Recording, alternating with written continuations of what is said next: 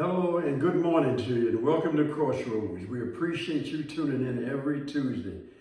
And believe me, everywhere Mertine and I go, we run into people who listen to the show on a regular basis. I want to thank all of you from all walks of life, all nationalities and color. We've been getting a tremendous response, particularly last week when they thought that we were taken off the air, when we were preempted for a special program coming out of headquarters of the national office. So we were not kicked off the air, we were just preempted. So just stay tuned, because we've been coming to you for 17 years. And we mentioned last month was our 17th year. The show was started by George Archie Childs, a member of the Inner Voices and a good friend of ours. So our hats off to George Archie Childs for starting Crossroads, which began 17 years ago. So thank you, Archie.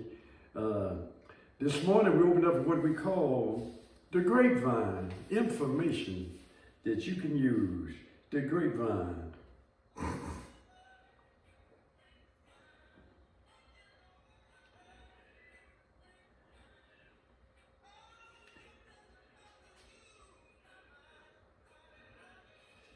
A matter of life, the scope and impact of life and long-term imprisonment in the United States. 1 in 6 people in prison, nearly 200,000 people nationwide are serving life sentences. Incarceration and crime, a weak relationship. Nearly 50 U.S. states have reduced both incarceration rate and crime in the last decade. But yet, this uptick in the punishment and the harsh laws that are coming down from Congress and state legislatures across the country does not reflect that the states have shown a reduction in both incarceration rate and crime, but yet the laws are coming back out to be more punitive than ever before. Black folks. Favorable views of Supreme Court remain near historic low. Half of Americans currently hold an unfavorable opinion of the Supreme Court, while roughly as many view the court favorably. Although opinions of the court have been relatively stable over the last few years, favorable views remain close to a 3-decade low. And I just want to throw this in that it is hard getting your case in front of the Supreme Court, but yet the president and his owners in all his cases have been going back and forth to the Supreme Court like it's a turnstile. They can go to the Supreme Court, and you and I have to wait years before, if we're even lucky enough to have your case entertained by the Supreme Court. I've never seen the Supreme Court entertain so many cases by the president in a matter of weeks and months. And for those in prison waiting on death row and in long-term sentences, you're in prison for years if the Supreme Court decides to hear your case. So something needs to be done about this. New data exposes deepening racial and ethnic disparities in the youth justice system nationwide. The Sentencing Project released a series of briefs revealing a disturbing resurgence in youth incarceration and widened racial disparities as of 2023, just as the Trump administration's call for increased criminalization of our youth. Man, we got to cut this out. Black youth incarceration. 46% of youth in placement are black, even though the black youth comprise only 15% of all youth in the United States. We make up 46% of those in incarceration. Black youth are 5.5 times as likely to be incarcerated than white youth. And the black-white racial disparities in youth incarceration grew more than 10% in 23 states.